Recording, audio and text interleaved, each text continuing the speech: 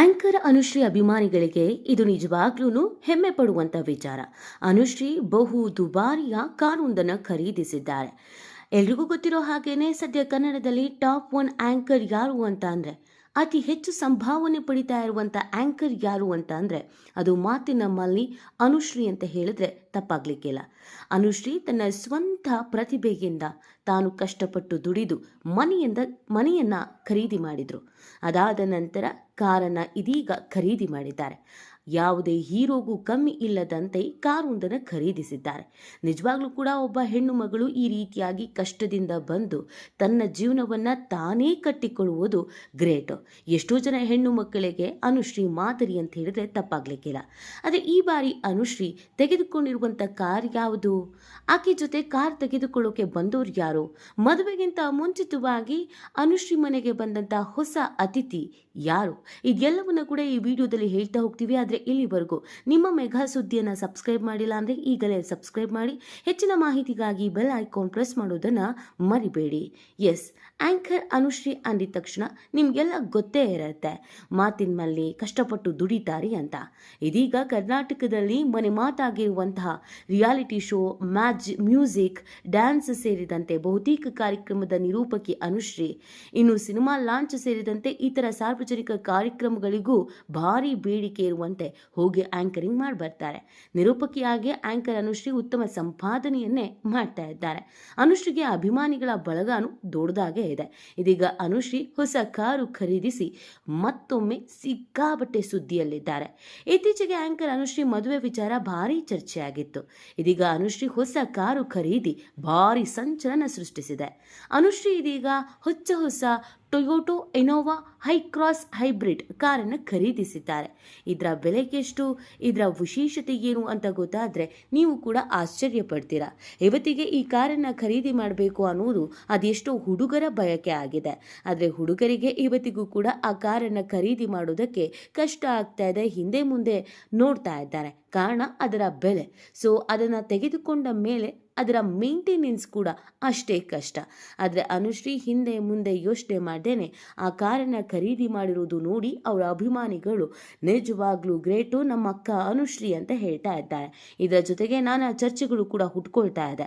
ಅನುಶ್ರೀಗೆ ಯಾರೋ god father ಇದ್ದಾರೆ, ಹಿಂದೆ ನಿಂತ್ಕೊಂಡು ಆಶೀರ್ವಾದ ಮಾಡ್ತಾ ಇದ್ದಾರೆ, ಅದಕ್ಕೆ ಇದೆಲ್ಲವೂ ಕೂಡ ಆಗ್ತಾ ಇದೆ ಅನ್ನುವಂಥ ಚರ್ಚೆಗಳು ಕೂಡ ವೈರಲ್ ಆಗ್ತಿದೆ. ಆದರೆ ಅದು ಯಾವುದ್ರ ಬಗ್ಗೆನೂ ತಲೆ ಕೆಡಿಸ್ಕೊಳ್ದೇನೆ ಅನುಶ್ರೀ ತೆಗೆದುಕೊಂಡಿರುವಂಥ ಕಾರ್ ಬಗ್ಗೆ ಸ್ವಲ್ಪ ತಲೆ ಕೆಡಿಸ್ಕೊಂಡು ಆ ಬಗ್ಗೆ ಮಾಹಿತಿಯನ್ನ ನೀವು ಕೇಳಿದ್ರೆ ಇನ್ನೂ ಚೆನ್ನಾಗಿರುತ್ತೆ.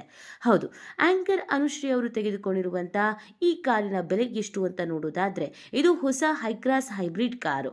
ಇದರ ಎಕ್ಸ್ ಶೋರೂಮ್ ಅಂದ್ರೆ ಆರಂಭಿಕ ಬೆಲೆ 32.58 ಲಕ್ಷ ರೂಪಾಯಿ. ಈ ಕಾರಿನ ಪ್ರಮುಖ ಅಂಶ ಏನು ಅಂತ ನೋಡೋದಾದ್ರೆ ಮೈಲೇಜು. ಇದು ಹೈಬ್ರಿಡ್ ಕಾರ್ ಆಗಿರುವಂತ ಕಾರಣ 1 ಲೀಟರ್ ಪೆಟ್ರೋಲ್ಗೆ 23.24 ಕಿಲೋಮೀಟರ್ ಮೈಲೇಜ್ ಅನ್ನು ನೀಡುತ್ತೆ. Car 2 litre strong hybrid petrol engine ಅನ್ನು ಹೊಂದಿದೆ.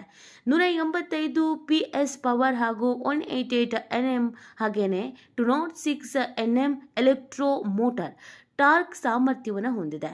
ಇದರಲ್ಲಿ 2 litre natural aspire petrol engine ಆಯ್ಕೆ ಕೂಡ ಲಭ್ಯವಿದೆ. ECVT ಟ್ರಾನ್ಸ್ಮಿಷನ್ ಹೊಂದಿರುವಂತಹ ಈ ಕಾರು LED ಪ್ರೊಜೆಕ್ಟರ್, ಹೆಡ್ ಲ್ಯಾಂಪ್ಸ್ ಹಾಗೇನೆ 5 wood tailgate, leather seat, dual zone climate control, ventilated front seat, rear AC vents, 10-inch touch screen, infotainment system, ಹೀಗೇನೆ ಸಾಕಷ್ಟು ರೀತಿಯಾದಂಥ ವೆರೈಟಿ ಈ ಕಾರಲ್ಲಿ ಇದೆ. ಮತ್ತು ಸುರಕ್ಷತೆಗೂ ಕೂಡ ಹೆಚ್ಚಿನ ಆದ್ಯತೆಯನ್ನು ನೀಡಿರುವಂಥ ಈ ಕಾರಿನಲ್ಲಿ 6 ಏರ್ ಬ್ಯಾಗ್ಗಳು, ABS brake, EBD system, electronic stability control, traction control, 360 degree camera, Toyota safety sense ADAS ಸೇರಿದಂತೆ ವಿವಿಧ ಸುರಕ್ಷತಾ ಫೀಚರ್ಸ್ ಈ ಕಾರಿನಲ್ಲಿ ಲಭ್ಯ ಇದೆ. ಟೊಯೋಟೋ ಇನೋವಾ ಹೈಕ್ರಾಸ್ ಕಾರು ಅತ್ಯಂತ ಆರಾಮದಾಯಕ ಪ್ರಯಾಣಕ್ಕೆ ಹೆಸರುವಾಸಿಯಾಗಿದೆ. ಎಷ್ಟೇ ದೂರ ಇದ್ರೂ ಕೂಡ ಆರಾಮಾಗಿ ಹೋಗ್ಬೋದು. ಟ್ರಾವೆಲ್ ಮಾಡಿದ್ದು ಇದರಲ್ಲಿ ಗೊತ್ತೇ ಆಗಲ್ಲ. ಆ ಕಾರಣಕ್ಕಾಗಿಯೇ ಈ ಕಾರು ಅಂತ ಅಂದರೆ ತುಂಬ ಜನಕ್ಕೆ ಇಷ್ಟ. ಇದೀಗ ಅನುಶ್ರೀ ಅವರು ಅದೇ ಕಾರನ್ನ ಪರ್ಚೇಸ್ ಮಾಡಿ ಎಲ್ಲರ ಹುಬ್ಬೇರಿಸುವಂತೆ ಮಾಡಿದ್ದಾರೆ. ಸಾಮಾನ್ಯವಾಗಿ ಹೆಣ್ಮಕ್ಳು ದುಡಿತಾರೆ ಅಂತ ಅಂದಾಗ ಅದನ್ನು ಸೇವು ಮಾಡ್ತಾ ಇರ್ತಾರೆ ಅನ್ನೋದು ಬಹುತೇಕ ಮಂದಿ ಗೊತ್ತೇ ಇಲ್ಲ. ನಿಮಗೆಲ್ಲ ಗೊತ್ತಿರೋ ಹಾಗೆಯೇ ಅನುಶ್ರೀ ಅವರು ಒಂದೇ ದಿನದಲ್ಲಿ ವಿವಿಧ ಕಾರ್ಯಕ್ರಮದಲ್ಲಿ ಕಾಣಿಸ್ಕೊಳ್ತಾರೆ. ಅಲ್ಲೆಲ್ಲೋ ಬೆಳಗ್ಗೆ ಸಿನಿಮಾದ ಮುಹೂರ್ತ ಮುಗಿಸಿಕೊಟ್ಟು ಬಂದರೆ ಇಲ್ಲೆಲ್ಲೋ ಸಂಜೆ ಯಾವುದಾದ್ರೂ ಸಿನಿಮಾದ ಪ್ರೆಸ್ ಮೀಟ್ನಲ್ಲಿ ಕಾಣಿಸ್ಕೊಳ್ತಾರೆ. ಸಣ್ಣ ಪುಟ್ಟದ್ರಿಂದ ಹಿಡಿದು ದೊಡ್ಡ ದೊಡ್ಡ ಕಾರ್ಯಕ್ರಮಗಳಿಗೂ ಕೂಡ ಆ್ಯಂಕರಿಂಗ್ ಮಾಡ್ತಾರೆ. ಜೀ ಕನ್ನಡಕ್ಕಂತೂ ಫಿಕ್ಸ್ ಆಗಿಬಿಟ್ಟಿದ್ದಾರೆ. ಅಲ್ಲಿಗೆ ಅವರು ಒಂದು ದಿನದಕ್ಕೇನೆ ಏನಿಲ್ಲ ಅಂತ ಅಂದರೂ 1,00,000 ದುಡ್ಕೊಂಡು ಬಿಡ್ತಾರೆ. ಒಂದೊಂದು ಪ್ರೋಗ್ರಾಮಿಗೆ 50,000 ಅಂತ ಚಾರ್ಜ್ ಮಾಡಿದ್ರು ದಿನಕ್ಕೆ 2 ಪ್ರೋಗ್ರಾಮ್ ಅಂತ ಅಟೆಂಡ್ ಮಾಡೇ ಮಾಡ್ತಾರೆ. ತಿಂಗಳಲ್ಲಿ ಅದೆಷ್ಟು ಪ್ರೋಗ್ರಾಮ್ಸ್ ಅಟೆಂಡ್ ಮಾಡ್ತಾರೆ ಅನ್ನೋದು ಬಹುತೇಕ ಮಂದಿಗೆ ಗೊತ್ತೇ ಇದೆ. ಹೀಗಿರಬೇಕಾದ್ರೆ ದುಡ್ಡೆಲ್ಲ ಇನ್ನೇನು ಮಾಡ್ತಾರೆ? ಮದುವೆಗೆ ಅಂತ ಸೇವ್ ಮಾಡಿ ಸಾಕಾಗಿ ಹೋಗಿದೆ. ಮನೇನೂ ಕಟ್ಟಾಗಿದೆ. ತಮ್ಮನ ಎಜುಕೇಷನ್ ಮುಗ್ದಾಗಿದೆ. ಅವನ ಕೆಲಸಕ್ಕೂ ಸೇರಾಗಿದೆ. ಇನ್ನೇನಿದ್ರೂ ಕಾರು ಇನ್ನೊಂದು ಮತ್ತೊಂದು ಅಂತ ಓಡಾಡಬೇಕು. ಆದರೆ ಕೆಲವು ಜನ ಹೆಣ್ಮಕ್ಳು ಬೆಳೆದಾಗ ಅವ್ರಿಗೆ ಇವ್ರ ಜೊತೆಗೆ ಸಂಬಂಧ ಇದೆ, ಇವ್ರಿಗೆ ಅವ್ರ ಜೊತೆಗೆ ಸಂಬಂಧ ಇದೆ ಅಂತ ಹೇಳಿಬಿಡ್ತಾರೆ. ಅನುಶ್ರೀ ವಿಚಾರದಲ್ಲೂ ಕೂಡ ಅದೇ ಆಗಿದೆ. ಆಕೆಗೆ ಯಾರೋ ಒಬ್ಬ ಹಿಂದೆ ಗಾಡ್ ಫಾದರ್ ಇದ್ದಾರೆ, ಅವರಿಂದನೇ ಈಕೆ ಇಷ್ಟೆಲ್ಲ ಮಾಡ್ತಾ ಇರೋದು. ಇಲ್ಲ ಅಂತಂದಿದ್ರೆ ತೀರಾ ಕಷ್ಟ ಆಗ್ತಿತ್ತು ಅಂತ ಕಾಲು ಎಳೆಯುವ ಕೆಲಸವನ್ನು ಮಾಡ್ತಿದ್ದಾರೆ. ಆದರೆ ಅನುಶ್ರೀ ಅಂತೂ ಇದಕ್ಕೆ ಯಾವುದೇ ರೀತಿಯಾಗಿಯೂ ತಲೆ ಕೆಡಿಸ್ಕೊಳ್ಳಲ್ಲ. ತಾನಾಯಿತು, ತನ್ನ ಕೆಲಸ ಆಯಿತು, ಕೆಲಸ ಮಾಡ್ಕೊಂಡು ಹೋಗ್ತಾ ಇರಬೇಕು ಅಂತ ಕೆಲಸ ಮಾಡ್ಕೊಂಡು ಹೋಗ್ತಾ ಇದ್ದಾರೆ. ಈ ಬಗ್ಗೆ ನಿಮ್ಗೇನು ಅನಿಸುತ್ತೆ ಅನ್ನೋದನ್ನು ನೀವು ಕೂಡ ಕಮೆಂಟ್ ಮಾಡಿ ನಿಮ್ಮ ಅನಿಸಿಕೆಯನ್ನು ತಿಳಿಸಬಹುದು.